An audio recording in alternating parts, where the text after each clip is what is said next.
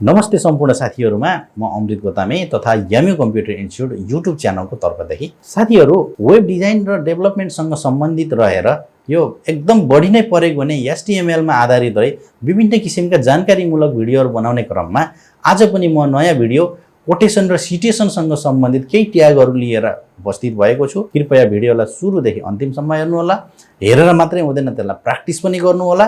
राम्रो लाग्यो भने लाइक गरिदिनु होला र यो भिडियो अरूलाई पनि देखाउन चाहनुहुन्छ भने आफूले प्रयोग गर्ने सोशल मिडिया प्लेटफर्महरुमा शेयर पनि गर्न नबिर्सिनु होला भन्दै ढिला नगरी कम्प्युटर स्क्रिन तर्फ तपाईहरुलाई लैजान चाहन्छु। यो भिडियोमा चाहिँ तपाईहरुलाई मैले यो कोटेसन र सिटेसनको बारेमा चाहिँ जानकारी गराउन गइरहेको छु र अघिल्लो भिडियोमा चाहिँ मैले थुप्रै यो प्याराग्राफ स्टाइलिङ गर्ने ट्यागहरुसँग सम्बन्धित लगभग 16 वटा जति ट्यागहरुको बारेमा बताएको थिएँ। यसमा चाहिँ मैले तपाईहरुलाई यो 5 वटा ट्यागहरुको बारेमा चाहिँ बताउँछु। ती ट्यागहरु मध्ये सबैभन्दा पहिला यो ब्लक कोट। साथीहरु, यो ब्लक कोट भन्ने ट्याग चाहिँ हामीले विशेष गरी किन प्रयोग गर्छौं भन्दा कुनै पनि प्याराग्राफहरु हामी लेख्छौं, त्यो प्याराग्राफलाई अगाडि अलिकति छोडेर CSS को भाषामा भन्ने हो भने चाहिँ हामीले त्यसलाई यो मार्जिन प्याडिङ पनि भन्न सक्छौं हैन। त्यो मार्जिन प्याडिङ छोडे जस्तै गरेर अलि परबाट सुरु गराउनको लागि चाहिँ यसको प्रयोग गर्ने गरिन्छ। विशेष गरी यो ब्लक कोट पुरै त्यो होल प्याराग्राफलाई, जो एउटा प्याराग्राफ भित्र जति पनि टेक्स्टहरु छन् तिनलाई सर्लकै अलिकति अगाडि छोडेर अलिकति अगाडि व्हाइट स्पेस दिएर के प्याराग्राफको प्रत्येक लाइनको अगाडि, एउटा लाइनको मात्रै पनि होइन हैन, त्यस्तो बनाएर लेख्न पर्यो भने चाहिँ त्यतिबेला हामी यो ब्लक कोट भन्ने ट्यागको प्रयोग गर्ने गर्छौं। अब यसलाई चाहिँ प्र्याक्टिकल हेरौं है त। यहाँ चाहिँ मैले ल हेर्नुस्, यहाँ चाहिँ मैले यो ब्लक कोट भनेर यहाँ अगाडि लेखेँ हैन, अनि त्यसपछि मैले इन्डिङमा लगेर यो ब्लक कोड चाहिँ क्लोज गरे र अब चाहिँ म यसलाई ब्राउजरमा लोड गराउँछु। अब कस्तो देखिन्छ हेरौं है त। ल हेर्नुस्, अगाडिपट्टि हेर्नु त, यो पुरा यो खाली छोडिदियो नि र यतापट्टि चाहिँ यहीसम्म गयो भने यस्तो गराउन पर्दा हामी यो ब्लक कोड भन्ने ट्यागको प्रयोग गर्ने गरिन्छ। यसपछिको अर्को ट्याग भनेको कोटेसन ट्याग, क्यू ट्याग है त। यसलाई हामीले कोटेसन पनि भन्न सक्छौं। कोटेसन जस्तो कि अब हामीले कुनै पनि कोटेसनहरु लेख्दाखेरि यो डबल कोट, सिंगल कोट भनेर भन्ने गरिन्छ नि हैन। हो यो सिंगल कोट, अनि त्यसपछि आएर अर्को यो डबल कोट भनिन्छ नि।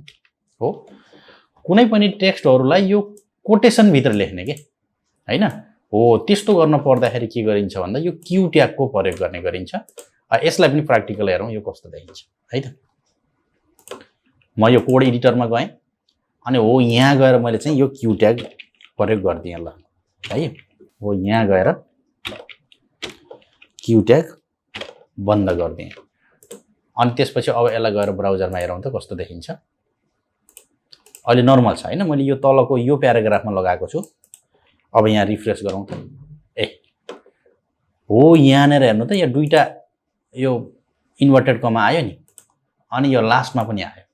यो केले ल्यायो त भन्दा यो क्यू ट्याग अर्थात कोटेसन क्यू ट्यागले ल्यायो यसलाई हैन। यो हामीले क्यू ट्याग कहाँबाट सुरु गर्ने, कहाँबाट दिने हो र कहाँसम्म दिने हो। जहाँबाट सुरु गर्ने हो त्यहाँ क्यू ट्याग युज गर्नु पर्यो, जहाँ लगेर त्यसलाई क्लोज गर्ने हो त्यहाँ लगेर क्यू ट्यागलाई चाहिँ बन्द गर्नु पर्यो। यसरी चाहिँ हामीले कोटेसन ट्यागको प्रयोग गर्ने गर्छौं है त। यसपछि अब अर्को ट्याग भनेको हाम्रो ABBR ट्याग। यसलाई चाहिँ हामी यो एब्रिभिएसन भनेर भन्न सक्छौं। एब्रिभिएसन भन्न सक्छौं। अब एब्रिभिएसन भन्ने बित्तिकै अब हामीले के बुझौं भन्दा कुनै पनि लेखेको टेक्स्टहरु हुन्छ नि, त्यो टेक्स्ट माथि हामीले माउसको पोइन्टर लैजाँदाखेरि त्यहाँ त्यसको त्यो एब्रिभिएसन दिने बनाउनु पर्यो हैन।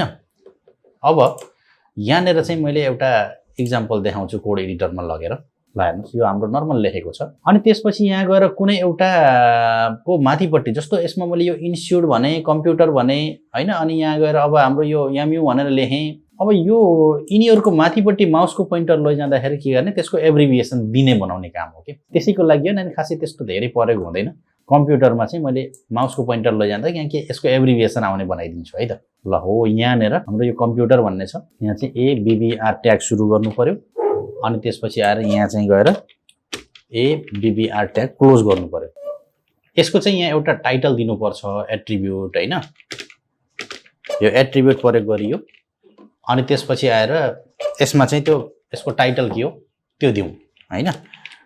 यहाँ चाहिँ मैले लेखिदिन्छु computer is an electronic device भनेर मैले यहाँ लेखिदिएँ ल। अब त्यसपछि गएर अब यसलाई ब्राउजरमा गएर रिफ्रेस गरौँ।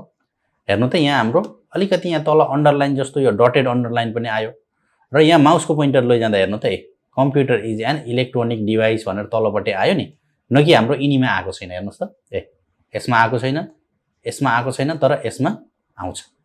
यसैलाई चाहिँ हामी के भन्छौँ भन्दा एब्रिभिएसन भनेर भन्ने गर्छौँ। कहिलेकाहीँ राख्न जरुरी भए राख्दा हुन्छ। पछि हामीले एङ्कर ट्यागको बारेमा नि पढ्छौँ। त्यो एङ्कर ट्यागमा चाहिँ हामीले त्यति बेला नि टाइटल भनेर दियो भने त्यस्तै गरेर आउँछ माउसको पोइन्टर लैजाँदाखेरि। त्यो एङ्कर ट्यागको कुरा भयो। अब हामीले एङ्कर ट्याग प्रयोग नगरिकन नर्मली यसरी देखाउनु पर्यो भने यो गर्न सकिन्छ। यसपछि अब अर्को ट्याग छ भिडिओ। यसको लागि मैले यहाँ कोड एडिटरमा तपाईहरुलाई प्र्याक्टिकल देखाउँछु। यो कम्प्युटर भनेर यहाँ लेखेको छ हैन। यो कम्प्युटर भनेर लेखेको छ भने यहाँ चाहिँ मैले के गर्छु भिडिओ यो सुरु गर्छु अनि त्यसपछि यहाँ कम्प्युटरको पछाडि लगेर यहाँ चाहिँ भिडिओ भनेर यो क्लोज गरे। तर यतिले मात्रै काम गर्दैन है। अब यसको चाहिँ हामीले यो डिरेक्सन दिनुपर्छ कि लेफ्टतिरबाट देखाउने हो कि राइटतिरबाट देखाउने हो। अनि डिआइआर मा चाहिँ दुईटा हुन्छन्, एउटा लेफ्ट टु राइट जसलाई हामीले एलटीआर भनेर भन्छौँ। एलटीआर हैन, यो एलटीआर दियो। अब यसलाई गएर यहाँ रिफ्रेस गरौँ त, यो त एलटीआर नै छ हैन। लेफ्ट टु राइट त त्यही नै भयो नि हो। अब अर्को हुन्छ फेरि राइट टु लेफ्ट हैन, राइट टु लेफ्ट यो आरटीएल।